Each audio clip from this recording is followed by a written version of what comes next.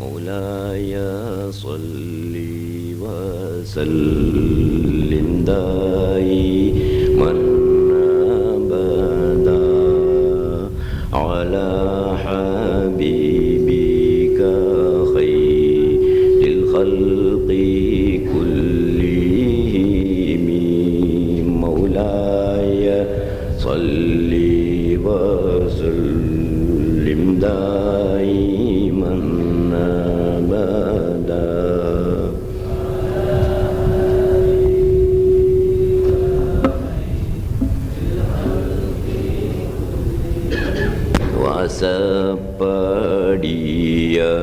வாசப்படியருகில் வாவன்றழைப்பதெப்போ வாவன்றழைப்பதெப்போ என்னை தாவி கை சேர்ப்பதெப்போ மௌலாய்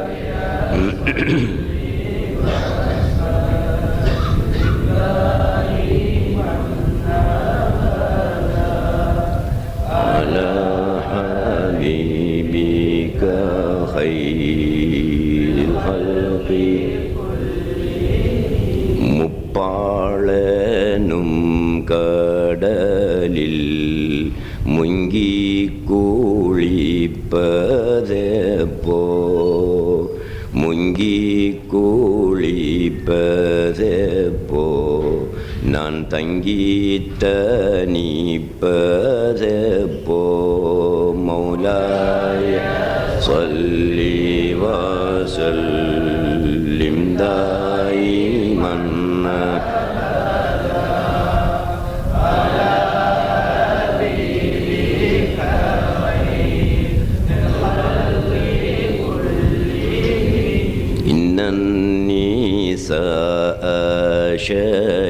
شياطين خلقنا لنا نعوذ بالله من شر الشياطين مولاي صل وسلم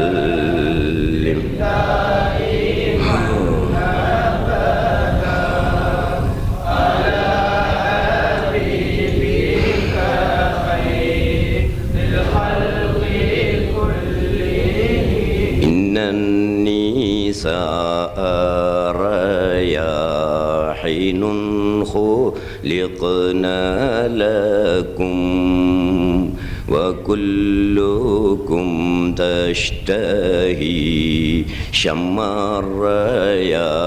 الرياحين مولاي صل وسلم دائما أبدا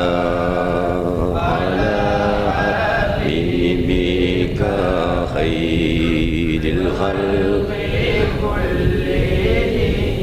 الحمد لله رب العالمين والصلاة والسلام على سيدنا محمد أشرف المرسلين وعلى آله وأصحابه وأزواجه وأهل بيته أجمعين أما بعد அன்புக்குரிய சகோதரர்களே, அல்லாஹ்வின் நல்லடியார்களே, ஞான வழி தோழர்களே, சகோதரிகளே, ஞாயிற்றுக்கிழமை இரவு முந்தநாள் இரவு உங்கள் மத்தியில் ஹிக்மத் என்றால் என்னவென்றும் ஹதீஸ் குதுசி ஒன்றையும் நான் உங்கள் மத்தியிலே சொன்னேன். அந்த ஹிக்மத் என்றால் என்னவென்று நீங்கள் சரியாக புரிந்திருப்பீர்கள். அதில் இன்னும் ஒரு சிறு விவரம் இருக்கிறது. அதையும் சொல்லி வஹதத்துல் வஜூத் சம்பந்தப்பட்ட ஏனைய விவரங்களை நான் உங்கள் மத்தியிலே சொல்லுகின்றேன். அல் ஹிக்மத்து ஞானம் என்பது, அந்த அறிவு, ஹிக்மத் என்ற அறிவு இரு வகைப்படும். ஒன்று அல் ஹிக்மத்துல் மஸ்கூத்து அன்ஹா, இரண்டாவது அல் ஹிக்மத்துல் மன்தூகு பிஹா, அதாவது சொல்ல வேண்டிய ஹிக்மத், சொல்ல வேண்டிய ஞானம். இது அல் ஹிக்மத்துல் மந்தூகு பிஹா என்று சொல்லப்படும். இன்னொன்று அல் ஹிக்மத்துல் மஸ்கூத்து அன்ஹா, சொல்ல முடியாத மௌனம் சாதிக்க வேண்டிய ஞானம்.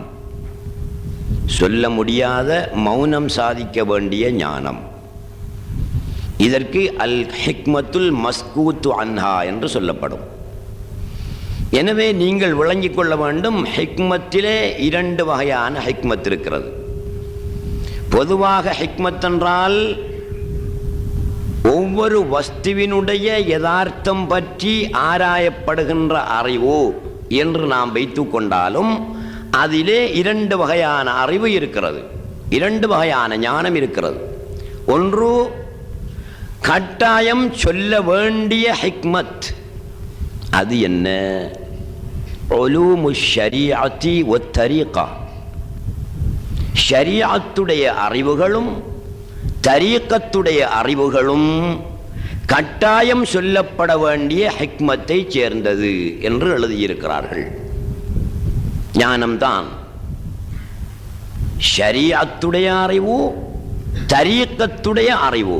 இந்த 2 அறிவும் நிச்சயமாக மக்கள் மத்தியிலே சொல்லப்பட வேண்டிய ஹிக்மத், சொல்ல வேண்டிய ஞானம்.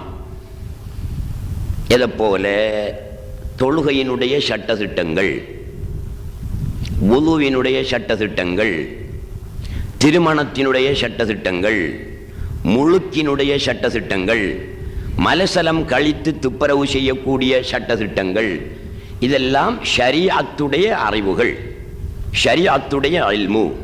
இதை நிச்சயமாக ஒரு மனிதனுக்கு சொல்லித்தான் ஆக வேண்டும்.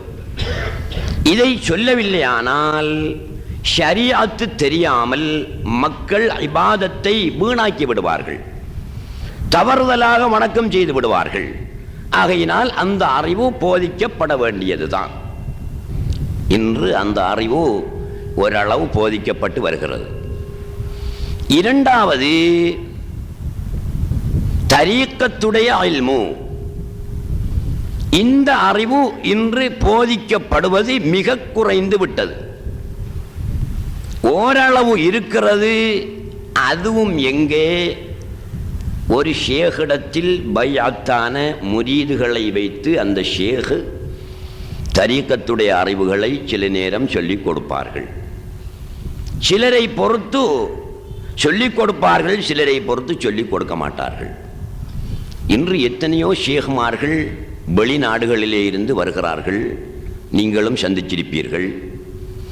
இவர்களில் அநேகமானவர்கள், 99% உழைப்புக்காக வருகின்ற ஷேகுமார்கள் தான். ஷேகுமார்களை பற்றி குறையாக பேசுவது வஹாபிகள் தான், நாம் பேசுபவர்கள் அல்ல. ஆனால் உள்ளத்தை சொல்ல வேண்டும், நீங்களும் தெரிந்து கொள்ள வேண்டும் என்பதற்காக சொல்கிறேன். 99% ஷேகுமார்கள் இந்தியா மற்றும் மக்கா, மதீனா, யமன், பக்தாத், ஈரான், ஈராக் இப்படியான இடங்களிலிருந்தெல்லாம் வருவது உழைப்புக்காகத்தான். எத்தனை பேர் தரீக்கத்துடைய இல்முகளை தங்களுடைய முரீதீன்களுக்கு சொல்லிக் கொடுக்கிறார்கள்? அவர்கள் இங்கே வந்தால் பெரிய கோடீஸ்வரனுடைய வீடுகளிலே தங்கி இருக்கிறார்கள். இது ஒரு ஷேகுக்கு அழகா என்பதை நீங்கள் பாருங்கள், சிந்தனை பண்ணி பாருங்கள். ஷேகுமார்கள் என்பவர்கள் வியாபாரங்களை விட்டு அல்லாஹ்வுக்காக தங்களை அர்ப்பணித்து நிற்பவர்கள். அப்படித்தான் ஒரு ஷேக் என்ன செய்வார்ண்டா, ஒரு ஆளுக்கு ஹிலாபத்து கொடுக்கிறேன்டா, ஹலீஃபாவாக ஆக்கிறேன்டா, அவருக்கு எழுதி கொடுப்பார், உங்களை இந்த தரீக்கத்துக்கு நான் ஹலீஃபாவாக ஆக்குகிறேன், நீங்கள் இந்த விதமாக நடந்து கொள்ள வேண்டும் என்று. அதிலே முக்கியமான குறிப்பொன்று எழுதியிருக்கிறார்கள். எனக்கும் ஷேகுமார்கள் இஜாசா தந்திருக்கிறார்கள், பையத்து தந்து தரீக்கத்துக்கு பையத்து கொடுப்பதற்கு இஜாசா தந்திருக்கிறார்கள். அதிலே எழுதியிருக்கிறார்கள், இவர் நீ உன்னுடைய வாழ்க்கையை கொண்டு போகக்கூடிய மிக எளிமையான முறையில் உன்னுடைய வாழ்க்கையை கொண்டு போகக்கூடிய அளவுக்கு நீ சம்பாதித்துக் கொள்ளலாம்.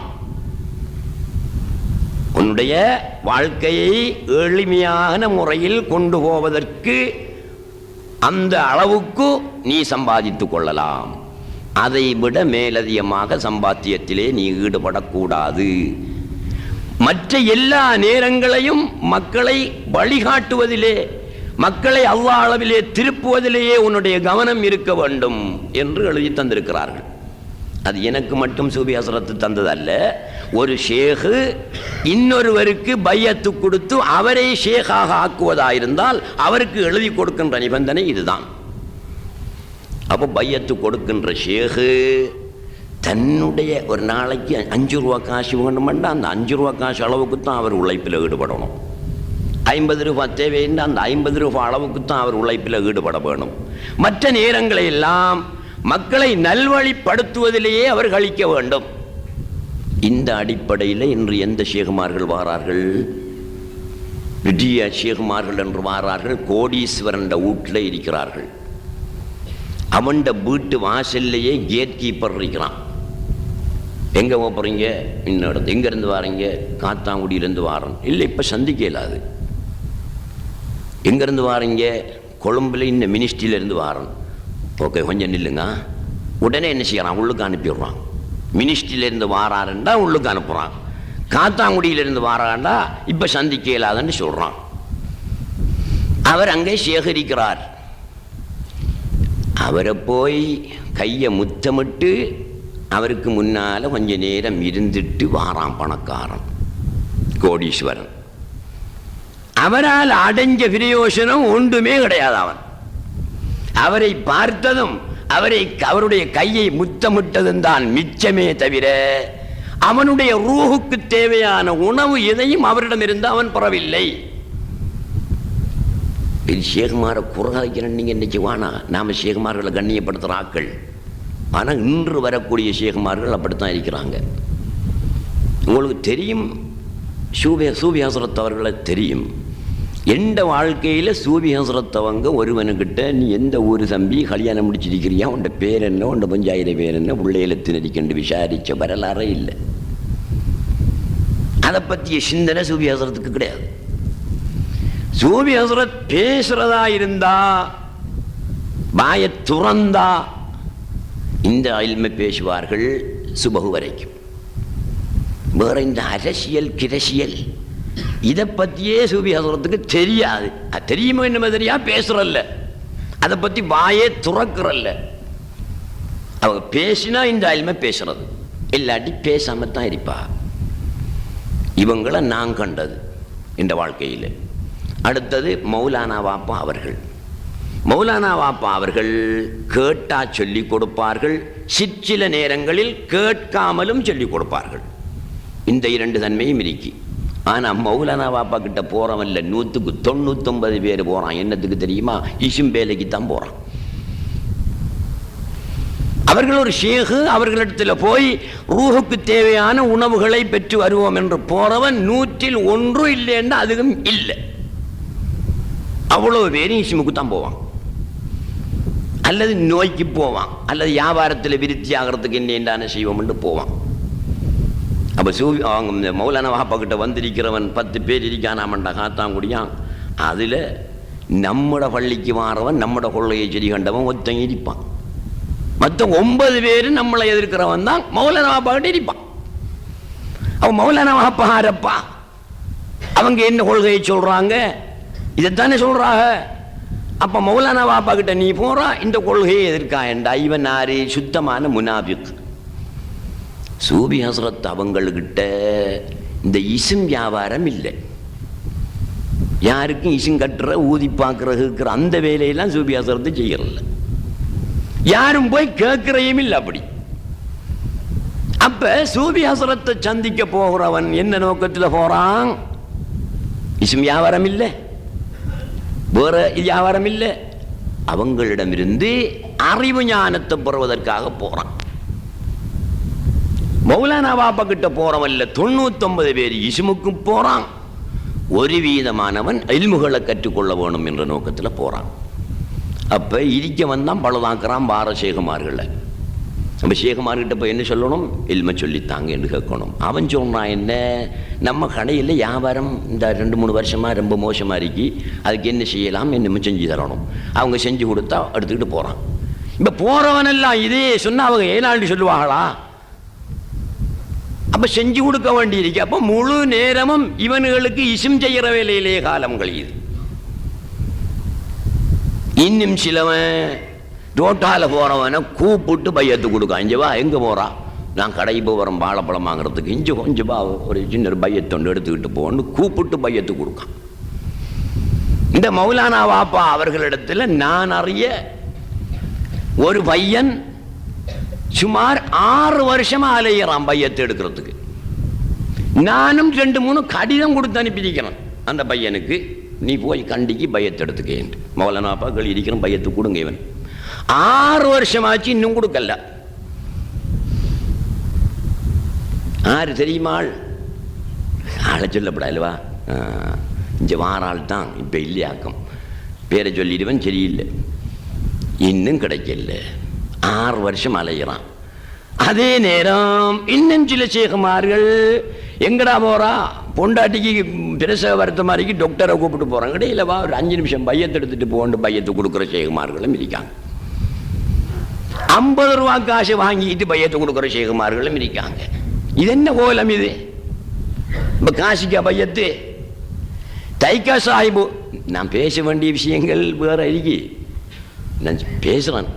தைக்கா சாஹிப் ஒலியுல்லா அவர்களிடத்தில் ஒரு பணக்காரன் போய் பையத்து தாங்க நாயகமே என்று கேட்டாங்க. நாம் சரி தாரன், ஒரு நிபந்தனை, 40 நாட்கள் என்னிடம் இருக்க வேணும், நான் சொல்ற மாதிரி எல்லாம் செய்யணும், சம்மதம் பண்ண நான் 41வது நாள் பையத்து தருவேன்.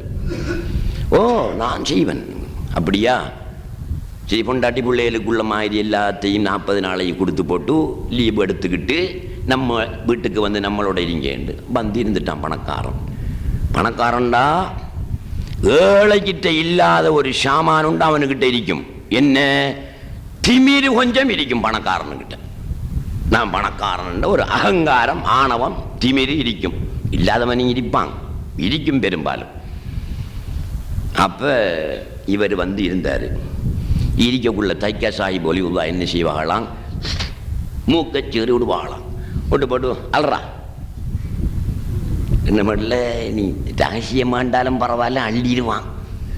ஆக்கள் இருக்கக்குள்ள அள்ள சொன்ன மூக்குச்சளியை பெரிய பெரிய ஊரில் பெரிய பணக்காரன் கோடீஸ்வரன் வெக்கமல்ல வரும். அள்ளணும். இனி என்ன செய்ய, பையத்தெடுக்கிறேன்னு அள்ளித்தான் ஆகணும். அப்ப என்ன செய்வானா, கையிலஞ்சொண்டு எடுத்து கையிலஞ்ச வைகளை கையால் அள்ளு மூக்குச்சளி. இனி என்ன செய்ய, பையத்து வேணும்னா கையால் அள்ளுவான். உண்ட மேலெல்லாம் பூசிக்க பறக்கத்து யோசிப்பான். பூசு, பையத்து வேணும்னா பூசு, இல்லைன்னா போகல வீட்டு வரா பூசு. கக்குசி இருக்க அவங்கக்கிட்ட கக்குசியில போகாம சும்மா மணல்ல கக்குசி போயிட்டு வந்து சொல்லுவாங்களாம், பீ வேண்டு கிடக்கன் போய் வெட்டி புதைச்சுடும். இவர் மம்மட்டியும் தூக்கிட்டு கோடீஸ்வரம் போய் பீய வெட்டி புதைக்கிறேன்னா சும்மா வேலையாம்பி இல்லை, ரொம்ப கஷ்டத்துக்கு மத்தியில் செய்வார். இப்படியே புடவை புளிகிறது, முதல் நாள் செய்கிறது, மேல் பிடிக்கிறது, அடிக்கிறது, இந்த வேலையெல்லாம் செஞ்சு 40வது நாள் சொன்னாங்களாம் அந்த பணக்காரனுக்கு, இங்க வா, நம்மட குஷினிக்குள்ள போய் பாரு, அடசில கிடக்கும். அடசிலேண்டா என்ன, அந்த சட்டி கட்டியெல்லாம் பிடிக்கிற அந்த துணி இருக்கு, அது எப்படி இருக்கும், சுத்தமாக வரைக்கும் தாறுப்பான போல. இந்த புடவையெல்லாம் கொஞ்சம் சேர்த்துக்கிட்டு வாய் உழவுக்கு. அப்போ அவன் சேர்த்து கொண்டே கொடுத்தான். உடனே அதையெல்லாம் இந்த முழங்காலுக்கும் தொப்புளுக்கும் இடப்பட்ட பகுதி தானே அவுரத்து கட்டாயம் மறைக்க வேண்டிய பகுதி, அதை அதால் மற்றதெல்லாம் இருக்கணும், சேட்டுக்கிட்டெல்லாம் போடப்பட ஒன்றும் போடப்பட. அவன் மறைச்சான். சொன்னாங்களாம், நான் மாட்டு வண்டியில் இருக்கே, நான் வண்டியில் இருந்துக்குவன் கேறி, நீ மாடி நிற்கிற இடத்துல உண்ட தோளுக்கு முந்த பிடரிக்கு அந்த என்ன கம்பது போங்கம்பா போங்கம் அந்த கொடுத்து மாடு இழுக்கிறது போல என்ன வச்சு நீ இழுத்துக்கிட்டு இந்த டவுன் எல்லாம் சுத்தணும். எப்படி இருக்கும் அந்த கோடீஸ்வரனுக்கு இந்த சூரத்தில் சுத்துறையண்டா? ஊரான்லாம் என்ன நினைப்பான்? கடைசியில் அவன் பணக்காரன் சுத்தினான், பசாரெல்லாம் சுத்தி கொண்டு வந்து ஊட்டத்துக்கு பிறகு பையத்து கொடுத்தார்கள். ஏன்? இவரில் இருக்கிற சாமியார்களை எல்லாம் உடைக்காங்க. ஒவ்வொண்டா பெருமை என்ற சாமியாரை உடைக்காங்க, ஆணவம் என்ற சாமியை உடைக்காங்க, அகங்காரம் என்ற சாமியை உடைக்காங்க, பெருமை என்ற சாமியை உடைக்காங்க. இப்படி அவருடைய நெஞ்சில எத்தனையோ காபத்துல்லாவுக்குள்ள 365 66 புத்துகான் சிலைகள் இருந்தன, சாமிகள் இருந்தன. இவண்ட கல்வில எத்தனை சாமி இருக்கும்? எத்தனையோ 3000க்கு மேற்பட்ட அல்லது 3 லட்சத்துக்கு 3 கோடிக்கு மேற்பட்ட சாமியார்கள் இங்கே இருக்கும். இவ்வளவையும் உடைத்தெறிந்த பிறகுதான் இவனுடைய உள்ளம் தூய்மை அடைகிறது. பையத் என்ற சாமானை வைப்பதற்கு தகுதியுடையவனாகிறான். வைத்தார்கள். எப்படி பையத்து கொடுத்திருக்கிறார்கள் பெரிய நாதாக்கள்? இன்றைக்கு ஜோட்டால போறவனங்களுக்கு பையத்து கொடுக்கிற, 50 ரூபா காசுக்கு பையத்து கொடுக்கிற வியாபாரம் எல்லாம் வந்து போச்சு. ஆகையினால இதை எதற்காக சொன்னேன்? ஹிக்மத் என்பதிலே 2 வகை. ஒன்று கட்டாயம் சொல்ல வேண்டிய ஹிக்மத் ஞானம். அது என்ன? உலூமு ஷரீஅத்தி வ உலூமு தரீகா. ஷரீஅத்துடைய அறிவுகளும் தரீகத்துடைய அறிவுகளும். அப்ப ஷரீஅத்துடைய அறிவை மட்டும் ஒருத்தன் தெரிஞ்சு வச்சுட்டு இருந்தான். தரீகத்துடைய அறிவு அவனுக்கு இடத்துல இல்லை. அல்லாஹ் இடத்துல போகவே முடியாது. அவர் அல்லாஹ் இடத்துல கிட்டையும் போக முடியாது. காரணம் தெரியுமா? ஷரியத்துடைய அறிவில் எந்த இடத்திலும் நஃப்ஸை பற்றியோ கல்பை பற்றியோ, கல்வி எதனால் பாழடையும், கல்பை எதை கொண்டு சுத்தமாக்கலாம் என்ற விவரமோ கிடையாது. இப்போ நாமையும் மதரசாவில் ஓதினாக்கள் தானே, ஓதாம வானத்தாலேயா உளுந்த மௌலவி இல்லையே. என்ன ஃபிக்ஹ் கிதாப் ஓதி கொடுக்காளே, உம்தா, ஃபத்ஹுல் முயின், மஹல்லி, இது 3 தான் ஓதி கொடுக்குற கிதாப். இந்த கிதாபில் எந்த ஒரு இடத்திலும் ஞானம் சொல்லப்படல, ஒரு வார்த்தையேனும் சொல்லப்படல. தரீகத்தை பற்றி ஒரு வார்த்தையேனும் சொல்லப்படல, கல்பை பற்றி ஒரு வார்த்தையேனும் சொல்லப்படல, ரூஹை எப்படி பலப்படுத்துறது என்ற விவரம் ஒரு வார்த்தையேனும் சொல்லப்படல. என்ன சொல்லுவாரு? குஷி விட்டாவது முடியுமா? முடியாதா? முடியும். பொம்பளையை தொட்டாவது முடியுமா? முடியாதா? அவள் அஜ்னபியா இருந்தா முடியும், மஹரமா இருந்தா முடியாது. இதுதான் சட்டம் சொல்லிக்கிட்டு போவாரே தவிர இந்த விவரங்கள் ஒன்றும் அங்கே இல்லை. அப்போ ஒருத்தன் தெரிஞ்சிருக்கான், ஷரியத் சட்டங்களை எல்லாம் தெரிஞ்சிருக்கான். இந்த இல்மு இல்ல, அவரில் வேலை இருக்கா? வேலை கிடையாது. அவர் சுவர்க்கத்துக்கு போகவே முடியாது. ஆகவே உலூமு தரீகா, தரீகாவுடைய இல்மும் ஷரீஅத்துடைய இல்மும் தான் மக்கள் மத்தியிலே கட்டாயம் சொல்லப்பட வேண்டிய தத்துவம், ஹிக்மத். அடுத்தது என்ன? அல் ஹிக்மத்துல் மஸ்கூத்து அன்ஹா, மௌனம் சாதிக்கப்பட்ட தத்துவம்.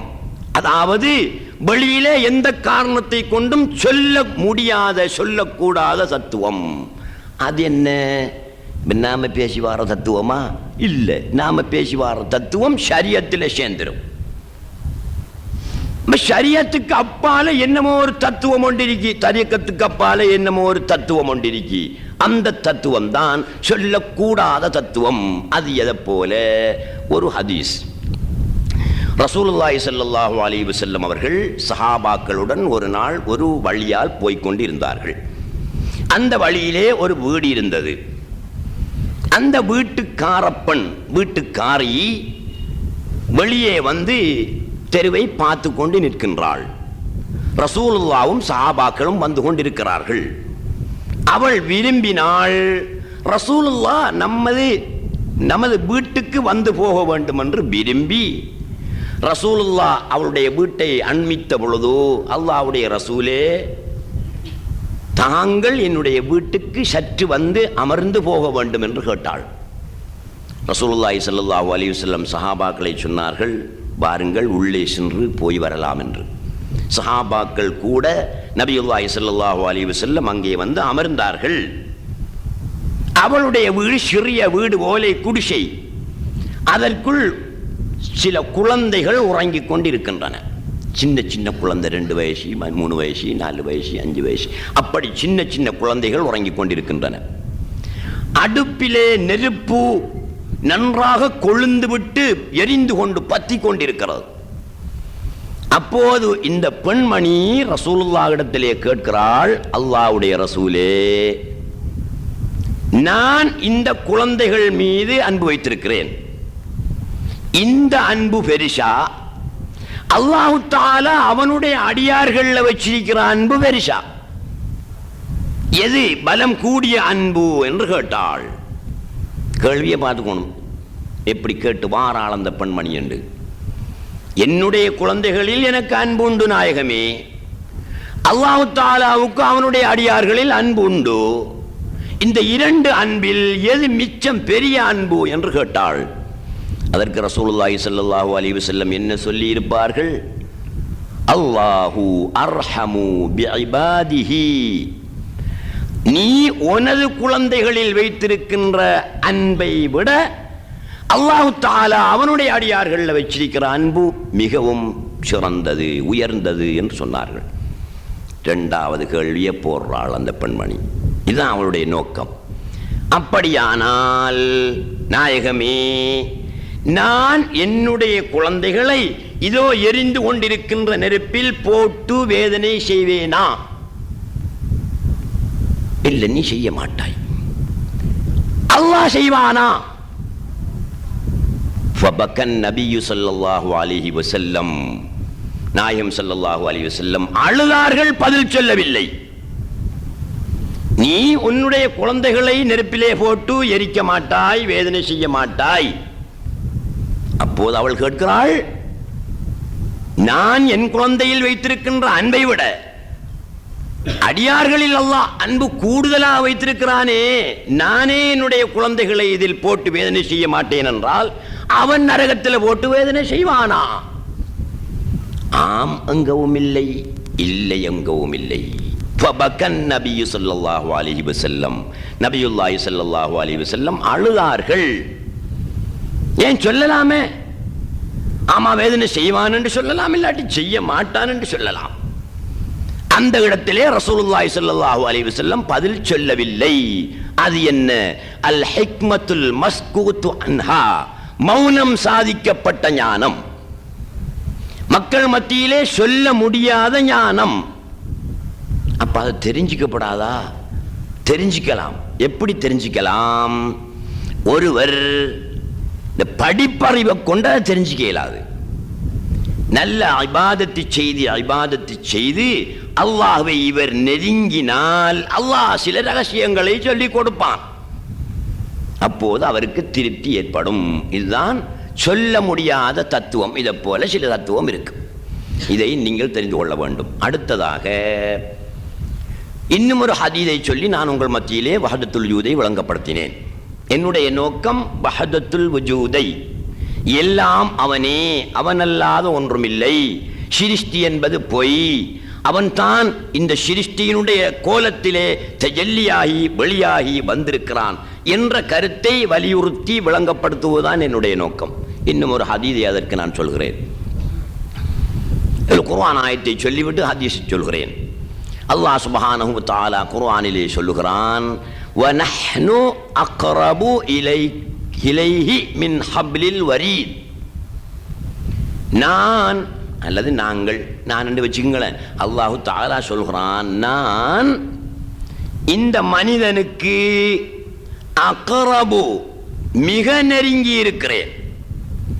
கரீபண்டு ஒரு சொல்லு வரும், அக்ரபண்டு ஒரு சொல்லு வரும். கரீபண்டால் நெருங்கினவன், அக்ரபன்றால் மிக நெருங்கினவன், அதுக்கங்கால நெருங்க இல்லாம நெருங்கினவன். நான் மனிதனுக்கு நெருங்கி இருக்கிறேன் மின் ஹப்லில் வரீத், அவனுடைய பிடரி நரம்பை விட நான் நெருங்கி இருக்கிறேன். அல்லாஹ் சுப்ஹானஹு வ தஆலா சொல்றான். இது அல்லாஹ் சொல்ற ஒரு சொல்லல்லவா. இதை நீங்க தஃசீரையும் பார்க்க வேணாம், யாருடைய கதையையும் கேட்க வேணாம். சும்மா யோசனை பண்ணி பாருங்க. இந்த ஆயத்தினுடைய அர்த்தத்தை மையமாக வைத்து அல்லாஹு தஆலா மனிதனுக்கு அவனுடைய பிடரி நரம்பை விட மிக நெருங்கி இருக்கிறான் என்றால் என்ன? எனக்கு நெருங்கி இருக்கிறது, இதைவிட இன்னும் கொஞ்சம் நான் வரும்போது எனக்கு நெருங்கி இருக்கிறது, அதைவிட கொஞ்சம் நான் நெருங்கும் போது இன்னும் நெருங்கி இருக்கிறது. எந்த அளவுக்கு நெருங்குது என்று வைத்துக் கொள்வோம், என்னுடைய கை இதிலே படக்கூடிய அளவுக்கு நெருங்கிற்று, இனி நெருங்க இயலாத அளவுக்கு நெருங்கிற்று என்று வைத்துக் கொள்வோம். அப்ப மைக்கென்ற ஒரு சாமான் என்னை விட்டும் புறம்பானது. என்னுடைய உடலில் என்னுடைய அங்கங்களில் ஒரு அங்கமா இந்த மைக்கு? இல்லை. அது இந்த அளவுக்குத்தான் நெருங்கும், என்னுடைய மேலே படக்கூடிய அளவுக்குத்தான் நெருங்கும். பிடரி நரம்பு என்பது மைக்க போன்று என்னுடைய உடலை விட்டும் வேறான ஒரு சாமானா? பிரிந்து தூரப்பட்டிருக்கக்கூடிய ஒரு சாமானா? இல்லை. எங்கேதான் இருக்கிறது? என்னிலே தான் இருக்கிறது பிடரி நரம்பு. இதோ இருக்கக்கூடிய இந்த பிடரி நரம்பு அல்லாஹ் சுப்ஹானஹு இந்த பிடரி நரம்பு என்னிலேயே தான் இருக்கிறது. இப்ப நீங்க யோசனை பண்ணுங்க, அந்த பிடரி நரம்பை விட நான் மிக நெருங்கி இருக்கிறேன் என்றால் எங்க நெருங்கி இருக்கான்? இந்த பிடரி நரம்போ மனுஷனுக்கு நெருங்கி இருக்கென்று சொல்லலாம். நெருங்கி இருக்கிறேன் உடல் வேறாகவும் பிடரி நரம்பு என்ற ஒரு சாமான் வேறாகவும் இருந்தா அது 10 முழத்தில் இல்லை, ஒரு நூலிடையில் நெருங்கி இருக்கின்றா நெருங்கி இருக்கென்று சொல்லலாம். இது மனிதனுடைய உடலில் உள்ளதுதான் அவன் பிடரி நரம்பு. அதை விட நான் நெருங்கி இருக்கிறேன் என்றால் அங்க நெருங்கிறதுக்கு ஒன்றும் இல்லை. யாரும் நெஞ்சுக்கப்படா பிடரி நரம்புங்கிற இவிடத்தை இந்த அறிக்கை. அப்ப இதை விட அல்லாஹ் நெருங்கி இருக்கானா தொண்டை குழிக்குள்ள இருக்கானாக்கும். அப்ப அப்படி கருத்து எடுக்காதங்க. என்னத்தை அல்லாஹ் சொல்கிறான் என்றால், பிடரி நரம்பை விட நான் நெருங்கி இருக்கிறேன் என்றால் பிடரி நரம்பு ஒன்னிலே தான் இருக்கிறது, அதை விட நான் நெருங்கி இருக்கிறேன் என்றால் ஒன்னாக நான் இருக்கிறேன். இவ்வளவுதான். நீயாக ஒன்னாக நான் இருக்கிறேன் என்கிற அர்த்தத்தை அல்லாஹ் சுப்ஹானஹு வ தஆலா இந்த ஆயத்தின் மூலம் தருகிறான். ஞானவான்களில் பெரும்பாலான ஆட்கள் அல்லாஹ் சுப்ஹானஹு வ தஆலா இந்த அடியானுக்கு நெருங்கி இருக்கிறான் என்கிறத விளங்கப்படுத்துற நேரத்தில் விஷயம் தெரிந்த உண்மையான ஆரிஃபீன்கள் சரியாத்தான் சொல்லியிருக்காங்க. ஆனா ஆரிஃபீன்கள் என்ற போர்வையில வாழக்கூடிய எத்தனை பேர் இந்த உலகத்தில் இருந்தும் இருக்கிறார்கள், இப்பவும் இருக்கிறார்கள். அவர்கள் என்ன சொல்கிறார்கள்? 2 என்ற இடத்திலே நின்று அல்லாஹ் சுப்ஹானஹு வ தஆலா இந்த மனுஷனுக்கு ரொம்ப நெருங்கி இருக்கானா. இந்த மனிதனுடைய கேள்வி புலனை விட, மனிதனுடைய பார்வை புலனை விட நான் நெருங்கி இருக்கிறேன் என்று சொல்லி இருந்தாலும் வேறு விதமாக யோசிக்கிறதுக்கு ஒரு இடம் ஒன்றை அல்லாஹ் தஆலா என்னத்தை சொல்லிட்டான்? ஷடப்பொருள் ஒன்றை குச்சுட்டி காட்டுகிறான். பிடரி நரம்பு என்பது கேள்வி புலனை போல ஒரு புலனா? பார்வை புலனை போல ஒரு புலனா? இல்லை. அது ஷடமான ஒரு வஸ்து. வெட்டி எடுத்து பார்க்கலாம் பிடரி நரம்பை. அல்லாஹ் தஆலா ஏன் அதை குறிப்பிட்டு சொல்றான்? மனிதனுக்கு அவனுடைய கேள்வி புலனை விட நான் நெருங்கி இருக்கிறேன் என்று சொல்லலாம், மனிதனுக்கு அவனுடைய பார்வையை விட நான் நெருங்கி இருக்கிறேன் என்று சொல்லலாம், மனிதனுக்கு அவனுடைய உணர்வை விட நான் நெருங்கி இருக்கிறேன் என்று சொல்லலாம். அப்படியெல்லாம் சொல்லாமல் அவனுடைய பிடரி நரம்பை விட நெருங்கி இருக்கிறேன் என்றால் இந்த சடமாக இருக்கிறவன் நாம் தாண்டான்னு சொல்றான் அல்லாஹ் சுப்ஹானஹு வ தஆலா. இதுக்கு அங்கால எப்படி விளக்கம்? எவ்வளவு தெளிவாக நாகரீகமாக அல்லாஹ் சுப்ஹானஹு வ தஆலா சொல்லி காட்டுறான். ஏன் இதை சொன்னான் என்று தெரியுமா? இந்த உலகத்தில் சிவத்தை கொண்டு அல்லாஹ் சுப்ஹானஹு வ தஆலா வழியாகி இருக்கிறான், தாத்தை கொண்டு வழியாகவில்லை என்று சொல்றவனும் வருவான். அப்படி சொல்லுவான் ஒரு காலத்தில். அதையெல்லாம் அல்லாஹ்வுக்கு தெரிஞ்ச விஷயம் தானே. அதையெல்லாம் முறியடிப்பதற்காகத்தான் அல்லாஹ் சுப்ஹானஹு வ தஆலா இங்கே பிடரி நரம்பை குறிப்பிடுகிறான். முந்த நாள் இரவு, ஞாயிற்றுக்கிழமை இரவு நான் சொன்ன ஹதீஸிலே கேள்வி புலனையும் பார்வை புலனையும் குறிப்பிட்ட அல்லாஹ் தஆலா கையையும் காலையும் குறிப்பிட்டான் அந்த ஹதீஸிலே. இதற்கு 2 புலன்களையும் 2 ஷடப்பொருட்களையும் அந்த ஹதீஸிலே குறிப்பிட்டு நான் இப்படியெல்லாம் வெளியாகி இருக்கிறேன் என்று சொன்னான். இந்த ஆயத்து என்னத்தை உணர்த்துகிறது எங்களுக்கு? அல்லாஹ் சுப்ஹானஹு வ தஆலா ஷடமாகவே தஜல்லியாகி இருக்கிறான். ஷடமற்றவன், ஷடமுற்றவன், உருவம் அற்றவன், உருவம் உற்றவன். ஷடமில்லான், அவனுக்கு ஷடமில்லை. ஆனால் இந்த சிருஷ்டியாக வெளியாகிற நேரத்தில் அவன் ஒரு ஷடத்திலே தான் வெளியாகுவான். அன இன்த வன்னி அப்தி பி ஃபல்யظن பி மா ஷாஅ. அன இன்த வன்னி அப்தி பி, என்னுடைய அடியான் என்னை நினைக்கும் இடத்தில் நான் இருக்கிறேன். எங்க இருக்கான்?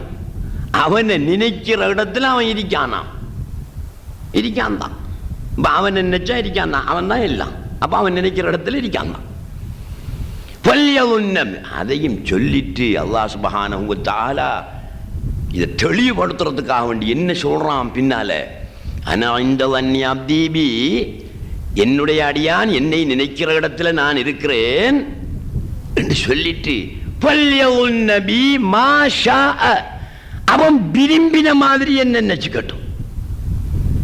எப்படி சொல்லியிருக்கான்? அவன் விரும்பின மாதிரி என்ன நினைச்சுக்கட்டும். இது ஹதீஸ் குதுசி, சரியான ஹதீஸ். ஒருத்தனும் மறக்க மாட்டான், விஷயம் விளங்காது. அவன் விரும்பின மாதிரி நினைச்சுக்கிட்டாமண்டா அல்லாஹ்வை நாங்க விரும்பின மாதிரி எப்படி நினைக்கிற? உமர் மாமாவாக நான் நினைக்கிறேன். என்ன புள்ள? முகமது இப்ராஹிமாக நான் நினைக்கிறேன். முகமது இஸ்மாயிலாக நினைக்கிற, பாம்பாக நினைக்கிற, மலையாக நினைக்கிற, மனிதனாக நினைக்கிற, மைக்காக நினைக்கிற. இதில் என்ன தப்பு? அல்லாஹ்வே சொல்லிட்டானே, நீங்கள் நினைக்கும் இடத்தில் நான் இருப்பேன். நீங்கள் ஃபல்யவுன்னபி மா ஷாஅ, விரும்பின மாதிரி நினைங்க. அதில சொல்றானே. அப்ப நீங்க அல்லாஹ்வை எப்படி விரும்பின மாதிரி நினைக்க போறீங்க? நீங்க விரும்பின மாதிரி நினைங்க எப்படி? என்ன அதுக்கு இன்சான் காமிலில் அப்துல் கரீம் ஜியலி ரஹமத்துல்லாஹி அலைஹி ஒரு விளக்கம் எழுதி காட்டுகிறார்கள். இன்ஷா அத்லக வ இன்ஷா கையத. அவன் விரும்பினா மொத்தமாக நினைச்சுக்கட்டும், கட்டுப்பாடு இல்லாம நினைச்சுக்கட்டும். வ இன்ஷா கையத, அவன் விரும்பினான் கட்டுப்படுத்தி நினைக்கட்டும். ஒரு வஸ்துவிலே கட்டுப்படுத்தி நினைக்கட்டும். ஏன்? கட்டுப்பாடற்றவனாக இருப்பவனும் அவனே, கட்டுப்பாடு உள்ளவனாக இருப்பவனும் அவனே. ஆகவே அவன் விரும்பின மாதிரி நினைச்சுக்கட்டும். அப்ப வெங்கட பீர் முகமது ஒலியுல்லாவுடைய ஒரு பாடல் ஒன்று எனக்கு ஞாபகத்துக்கு வருவதில்லை. அந்த பாடல் அவங்க என்ன செய்யறாங்க? முதலாவது தன்சீஹை சொல்லுகிறார்கள், இரண்டாவது தஸ்பீஹை சொல்லுகிறார்கள். முதலாவது பாடலிலே அதுவும் இல்லை இதுவும் இல்லை என்றே, ஒன்றுமே இல்லை என்று என்ன செய்கிறார்கள்? சொல்லி முடித்து விடுகிறார்கள். பாடல் ஞாபகம் இருக்க உங்களுக்கு யாருக்கும்? பீர் முகமது ஒலியுல்லா அவர்களுடைய பாடல் தன்சீஹை முதலிலே சொல்லுகிறார்கள், ஒன்றுமே இல்லை, அதுவும் இல்லை, இதுவும் இல்லை, நிறமும் இல்லை, வடிவமும் இல்லை, ஒன்றுமே இல்லை என்று சொல்லி முடிச்சு போட்டு தஸ்பீஹுக்கு வந்து நிறமும் பொண்டுகளுக்கு ஞாபகம் இருந்தாலும் சொல்லுங்க, ஏன்டா பொண்டுகளுக்கும் தெரியும். நான் உங்களுக்கு அன்றைக்கு ஒரு கதை சொன்னேன்.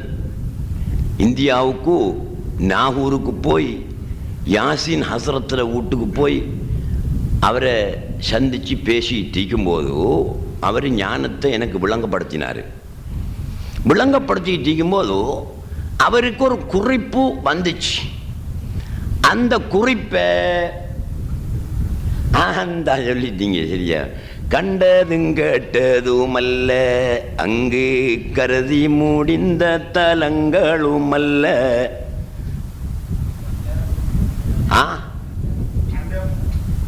அண்டமும் பிண்டமும் அல்ல. அப்படி அப்படி வருகிறது. எனக்கு பாடம் இல்லை, ஞாபகம் இல்லை, ரொம்ப காலமாச்சு. அப்ப பீர் முகமது ஒலியுல்லா அவர்கள் கண்டதும் கேட்டதும் அல்ல, கண்டதும் அல்ல, நீ கேட்டதும் அல்ல, ஹக்கு. அல்லாஹ் என்பவன் நீ கண்டதும் அல்ல, நீ கேட்டதும் அல்ல, கண்டதும் கேட்டதும் அல்ல, அங்கு கருதி முடிந்த தலங்களும் அல்ல, அண்டமும் பிண்டமும் அல்ல. நல்ல ஆகார உகார சிகாரமும் அல்ல, மண்டல மூன்றதும் அல்ல என்று சொல்லி போட்டு திருப்பி சொல்றா. என்ன தெரியுமா? கண்டதும் கேட்டதும் தானே, அங்கு கருதி முடிந்த தலங்களும் தானே, அண்டமும் பிண்டமும் தானே. நல்ல ஆகார உகார சிகாரமும் தானே, மண்டல மூன்றதும் தானே, மறைவாக நின்றாடு வாசியும் தானே என்று நேரத்தோட ஆரம்பத்தில் ஒன்றும் இல்லை, அதுவும் இல்லை, இதுவும் இல்லை என்று சொல்லிட்டு வந்த கடைசியில் என்ன சொல்றாங்க? எல்லாம் நீயே என்று பிடிச்சிட்டாங்க. அதானே ஹகீகத்து. தன்சீஹ் ஒன்றும் இல்லை, தஷ்பீஹில எல்லாம் உண்டு. இப்போ நாங்கள் பேசிட்டு இருக்கிறோம், நாங்கள் கண்ணை மூடி போட்டு முழிச்சு, இப்போ அல்லாஹ் தஆலா கண்ணை மூடி முழிச்சானான்னு கேட்டால் என்ன சொல்லணும்? நீங்கள் என்ன சொல்லணும்? ஓமண்டு சொல்லணும். அதுதான் ஈமான். அது நமக்கு மத்தியில் சொல்லப்பட்டு இந்த அறிவு தரப்படாததுனால ஒருத்தன் சொல்றதுக்கு பயப்படுறான். புதுசா இருக்குதே, இது என்னடா ஒரு போல ஈமாம் பேசிட்டு ஈமா எங்கடா போற? ஈமா ஒரு காலம் போகாது. நீ சரியாக ஈமான் கொண்டா ஈமான் தான், அது போகாது. ஆகவே நீங்க என்ன நினைச்சுக்குங்க, வனஹனு அக்ரபு இலைஹி மின் ஹப்லில் வரீத். பிடரி நரம்பை விட அல்லாஹ் தஆலா மனிதனுக்கு நெருங்கி இருக்கிறானாம் என்றால் மனிதனாகவே அவன் இருக்கிறான். ஏன் பிடரி நரம்பை விட அங்கால நெருங்குறேன்னா எங்க நெருங்குற? தொண்டைக்குழிக்குள்ள இருக்கிற அர்த்தமா? இல்லை. இன்னும் ஒரு ஆயத்திலே அப்ப இதுல இருந்து விளங்கிட்டீங்க என்ன? அல்லாஹ் சுப்ஹானஹு வ தஆலா தானே தன்னுடைய தாத்தை கொண்டு ஷடப்பொருளாக வழியாகி இன்சானாக தோற்றமளித்துக் கொண்டிருக்கிறான். மா வஹர்து ஃபீ ஷைஇன் கதுஹூரி ஃபில் இன்சான். இன்சானில் நான் வெளியானது போல் வேறு எந்த ஒரு வஸ்துவிலும் வெளியாகவில்லை என்று சொல்றான். வெளியாகல தானே. பாம்பாக வெளியானவனும் அவன், மற்ற எல்லா வஸ்துவாகவும் வெளியானவனும் அவன், இன்சானாகவும் வெளியானவனும் அவன். ஆனா இந்த இன்சானுடைய வெளிப்பாடு இருக்கே மிச்சம் பவர்ஃபுல்லான வெளிப்பாடு. கரண்ட் வருகிறது, அம்பாறையிலிருந்து கரண்ட் வருகிறது. இங்க ஒரு கம்பியில எத்தனை வோல்டேஜ் வருகிறது நமக்கு தெரியும். இலத்திகாரம் ஒருத்தன் இருந்தா சொல்லுவான், சி இன்று வாப்பா 33,000 ஒரு கம்பியில வாரதா? 11,000. ஒரு கம்பியில 11,000 வருகிறது. எத்தனை கம்பி இருக்கு? 3 கம்பி. 3 கம்பிலையும் 33,000 வருகிறது. வோல்டேஜ் வருகிறது. அப்படியே வந்தா இங்க மேற்கூறியர் அவருடைய இதுக்கு தாத்துக்கு ஏற்ற மாதிரி வெளிச்சத்தை கொடுக்காரு, வத்துறாரு. 40 பவர்ல உள்ளது அவருடைய தாத்துக்கு ஏற்ற மாதிரி என்ன செய்யுது? வெளிச்சத்தை கொடுத்துக்கிட்டு இருக்கி. அந்த டெக்கரேஷன் பல்பு அவருடைய இதுக்கு ஏற்ற மாதிரி எல்லா கரண்டும் வருகிறது ஒண்டாத்தான். அப்ப இந்த தாத்து இருக்கே, இந்த மேற்கூறி என்ற தாத்து, இந்த 40 பவர் பல்பு என்ற இந்த தாத்து, அல்லது டெக்கரேஷன் பல்ப் என்ற அந்த தாத்து, அந்த தாத்துக்கு ஏற்ற மாதிரி அதனுடைய வெளிப்பாடு வழியாகி கொண்டிருக்கிறது. கரண்ட் ஒன்றுதான். வேற அம்பாறையிலிருந்து பத்ரியாவில் டெக்கரேஷன் பல்பு போட்டிருக்கானுங்கள். அது சின்ன பல்பு, அதுக்கேற்ற மாதிரி போனி அங்கிருந்து இங்க அப்படி அனுப்புறான். புரிச்சு இல்லையே, மொத்தமா தான் வருகுது. வண்டு கொண்டு அந்த உழுவுது எங்க? அந்த மொத்தம் இந்த இரும்பு தைக்காடியே உழுவுது. டிரான்ஸ்ஃபார்மர் இரும்பு தைக்காடியே பிடிக்க இந்த டிரான்ஸ்ஃபார்மர்ல கொண்டாந்து உழுவுது. இல்லாட்டி கல்லடியில் இருக்கிற பெரிய டிரான்ஸ்ஃபார்மர் கொண்டாந்து மொத்தமா உழுவுது. உளுந்த உடனே ஏன் அந்த மொத்தம் இங்க வந்துச்சு, வெடிச்சு பறக்கும். அந்த 33,000 மொத்தம் இதுல வந்து உளுந்துச்சுன்னா வெடிச்சு பறக்கும். டிரான்ஸ்ஃபார்மருக்கு வந்து உழுவுது. அவர் எல்லாத்தையும் 33,000 வாங்கி எடுத்துக்கிட்டு அவர் எல்லாத்தையும் தாங்கிக்கிட்டு கணக்குக்கு கணக்கா ஒவ்வொரு இடத்துக்கும் ஒவ்வொரு இதுக்கும் கொடுத்து கொண்டிருக்கிறார். ரசூலுல்லாஹி ஸல்லல்லாஹு அலைஹி வஸல்லம் அவர்கள் ரான்சோமர் அல்லாஹ்வுடைய நூறானியத்து அந்த 33,000 அது எத்தனை கோடி இருக்கும் அந்த பவர். அல்லாஹ் வஅஷ்ரகத்தில் அர்து பினூரி ரப்பிஹா, இந்த பூமி அதனுடைய ரப்புடைய ஒளியை கொண்டு பிரகாசிக்கின்றது. வஅஷ்ரகத்தில் அர்து பினூரி ரப்பிஹா, குர்ஆன் சொல்லுது இந்த பூமி அதனுடைய ரப்பின் ஒளியை கொண்டு பிரகாசித்துக் கொண்டிருக்கிறது. எத்தனை பவர்! அப்ப பூமி என்ற அந்த மண்ணை மட்டும் சொல்லல, இந்த உலகத்தை அல்லாஹ் சொல்றான் அவனுடைய பிரகாசத்தில் ஜொலிச்சுக்கிட்டு இருக்கி. அப்ப எத்தனை கோடி பவர் இருக்கும்! அவ்வளவையும் தாங்கி நிற்கின்ற டிரான்ஸ்ஃபார்மர் எது? ரசூலுல்லாஹி ஸல்லல்லாஹு அலைஹி வஸல்லம் தாங்கி கணக்குக்கு ஏற்ற மாதிரி அனுப்பிட்டு இருக்காங்க. அப்ப அல்லாஹ்வுடைய படைப்புகள் அத்தனையிலேயும் அவனுடைய ஒளி வெளியாகி கொண்டிருக்கு, அவனுடைய சக்தி வெளியாகி கொண்டிருக்கி, அவனுடைய நாட்டம் வெளியாகி கொண்டிருக்கி.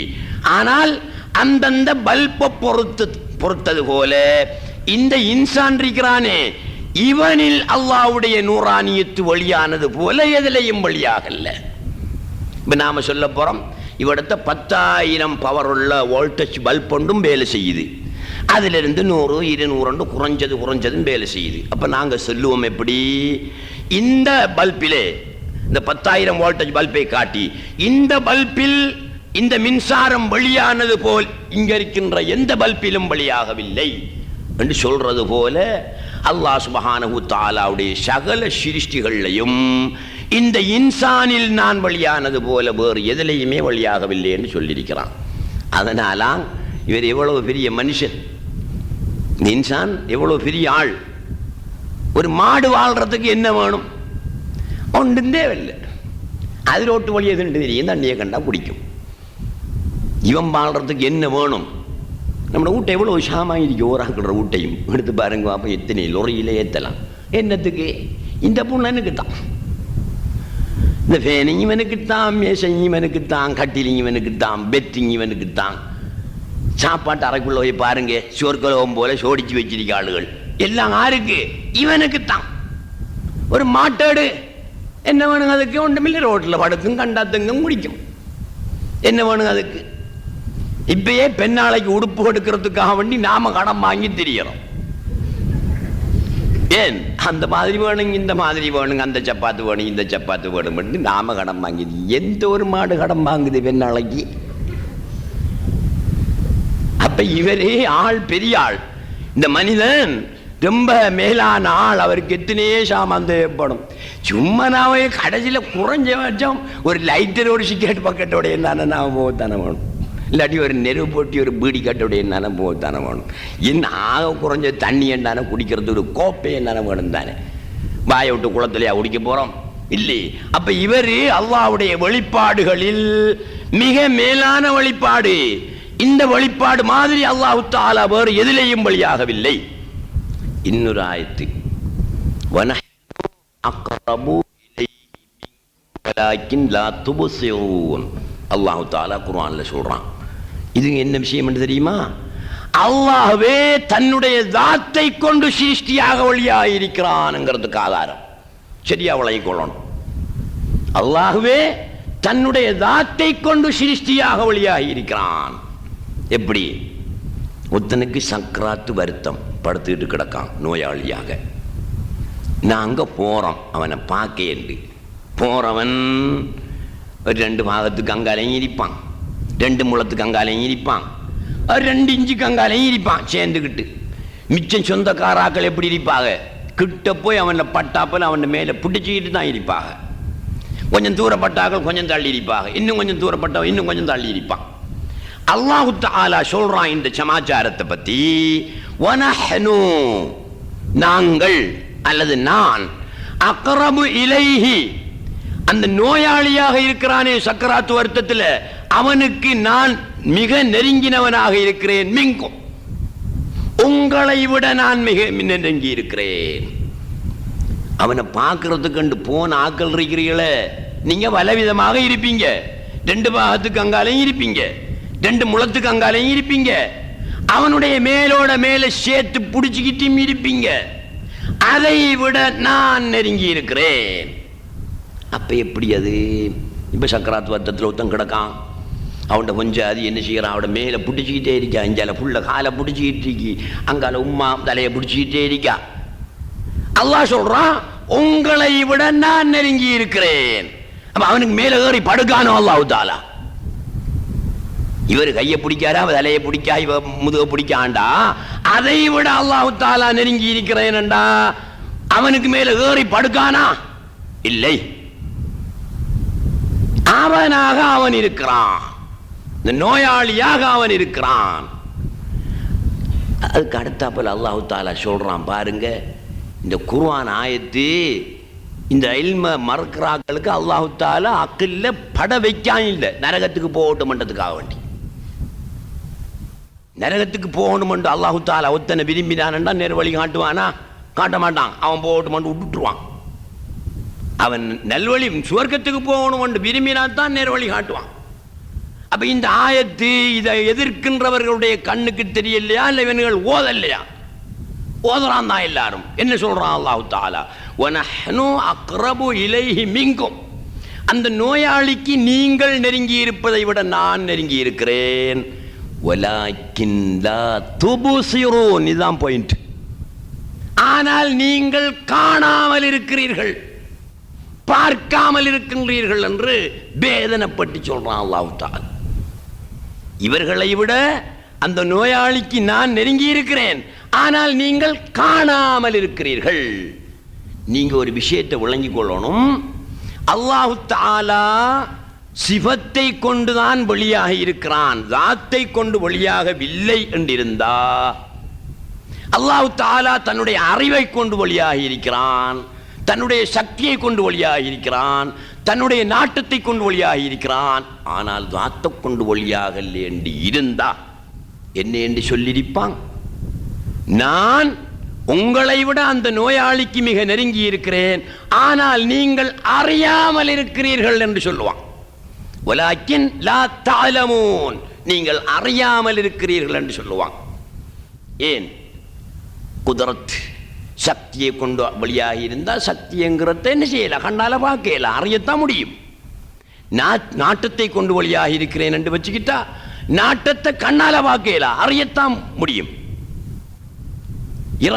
குதரத்து இராதத்து, கேள்வியை கொண்டு நான் வழியாக இருக்கிறேன் என்றால் கேள்வியை அறியத்தான் முடியும், பார்க்க முடியாது.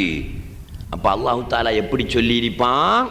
அவன் சிவத்தை கொண்டு வழியானே என்று வச்சுக்கிட்டா, நான் அவனுக்கு உங்களை விட நெருங்கி இருக்கிறேன், ஆனால் நீங்கள் அறியாமல் இருக்கிறீர்கள் என்று சொல்லுவான்.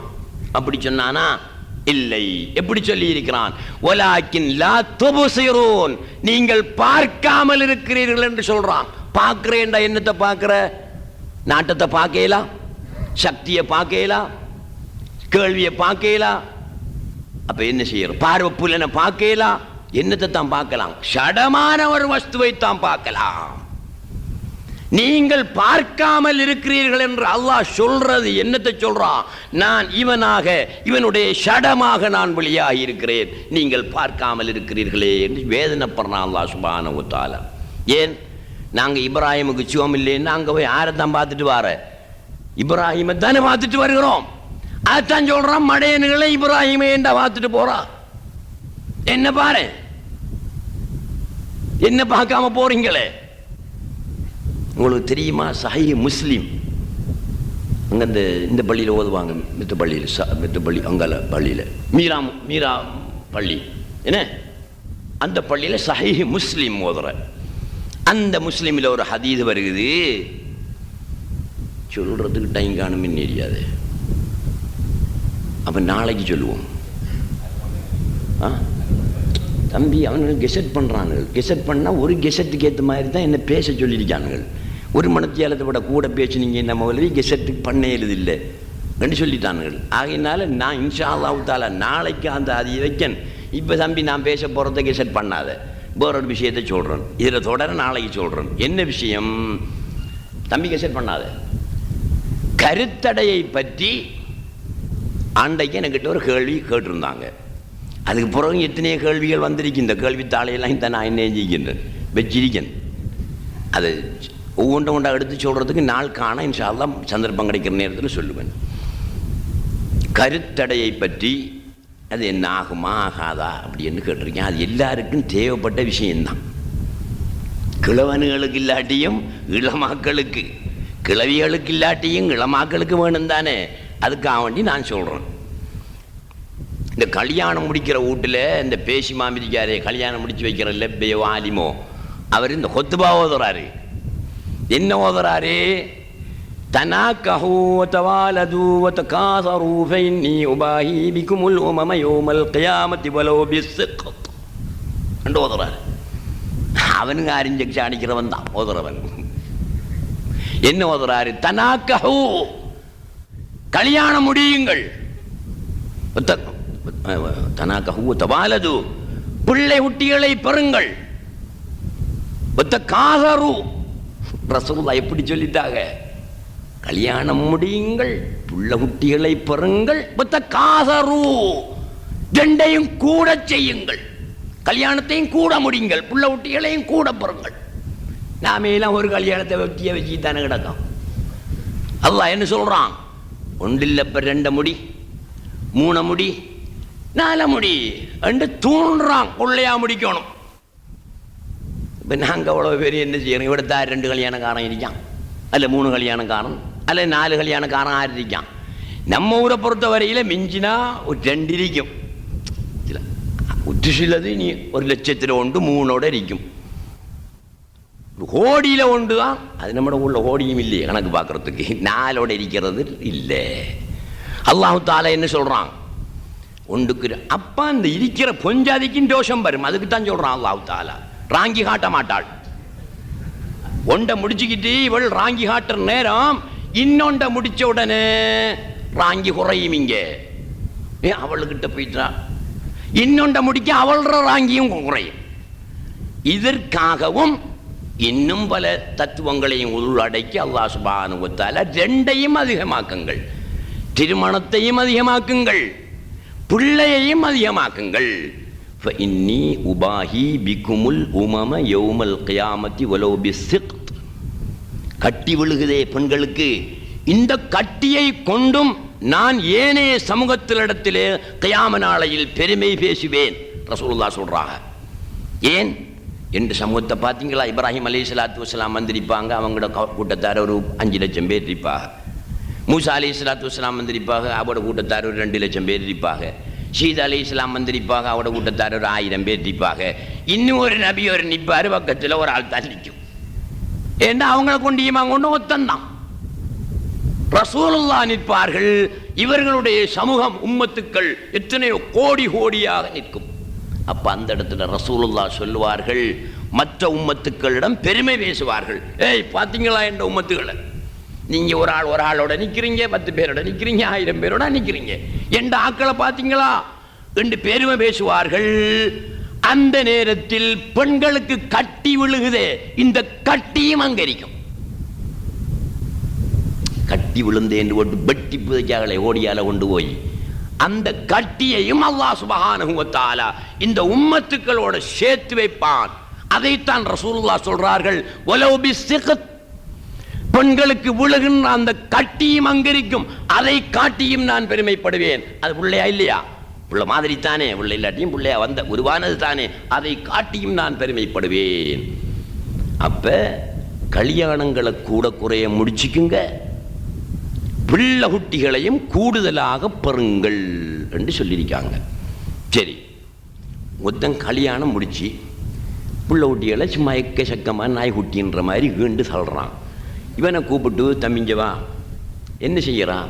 நான் சந்தையில் வச்சுக்க விற்கிறேன். நீ என்ன செய்கிற? நாம் சந்தையில் நான் கூலி வேலை செய்கிறேன். எவ்வளோ ஒரு நாளைக்கு உழைக்கிறீங்க? ஒரு 50 ரூபா, 60 ரூபா, 100 ரூபாய்க்குள்ளே உழைக்கும். எத்தனை உள்ள? பொஞ்சாதியும் புருஷன் நாங்கள் சேர்ந்து 12 பேர் முதலை ஊட்ட. இன்னொரு ஆள் சொல்கிறாரு, வச்சுக்க விற்கிறவர், நாங்கள் எல்லாரும் சேர்ந்து 14 பேர். இந்த 14 பேரும் இந்த 100 ரூபாயில எப்படி சாப்பிட்ற? அப்போ ஏண்ட தம்பி நீ உண்ட உழைப்பு இப்படி இருக்க, உள்ள இப்படி புள்ள குட்டிகளை கொள்ளையாப்படுறா? ரசூலுல்லாஹ் சொல்லிக்காளே, புள்ள குட்டிகளை பேருங்கன்னு சொல்லியிருக்காங்களா? அப்போ நீங்கள் மௌலவியாக இருந்துக்கிட்டு என்ன கதைக்கிறீங்க? ஆஹா, அல்லாஹ் தானே ரிஸ்க்கு தருவான், அவன் படைச்சவன் ரிஸ்க்கு தருவான். அப்ப சரி படைச்சவன் ரிசுக்கு தருவானவா 14 பேரையும் ஊட்ட வச்சுக்கிட்டு ஊட்டே இடிய நீ